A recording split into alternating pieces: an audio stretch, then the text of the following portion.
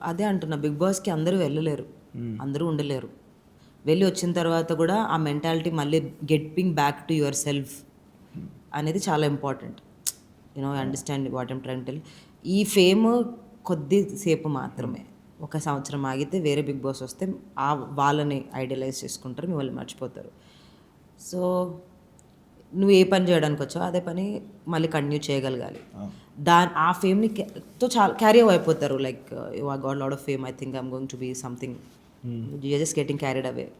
Maybe sometimes it gets worked out, you know ఆ visibility. కొంతమందికి ఇప్పుడు ఒక సినిమా వచ్చిందనుకోండి, వర్కౌట్ అయిందనుకో, హిట్ అయ్యారనుకో, మంచిదే, వర్కౌట్ అవుతుంది. కానీ you should not get carried away by anything is what I feel. అదంతా కొంచెం రాగానే ఎట్లుంటుంది తెలుసా మీకు, బయట లౌడ్ అసలు సౌండ్ వినిపిస్తూ ఉంటుంది. ఎవరికైనా అది చాలా మంచి అనిపిస్తుంది, కానీ నాకు బేబీ అప్పుడే ఆ లౌడ్ వినిపించింది. సో నాకు అదంతా ఇంపాక్ట్ అవ్వలేదు. It only impacted me in a way that వీళ్ళంతా ఎవరు నా చుట్టుపక్కల నా ఫ్రెండ్స్ ఏరియా అనిపించేది నాకు. బిగ్ బాస్లో ఉన్న వాళ్ళు కావాలనిపించేది. Where are my friends, where are my friends, who are you guys, why are you talking to me, what is this topic అనిపించింది.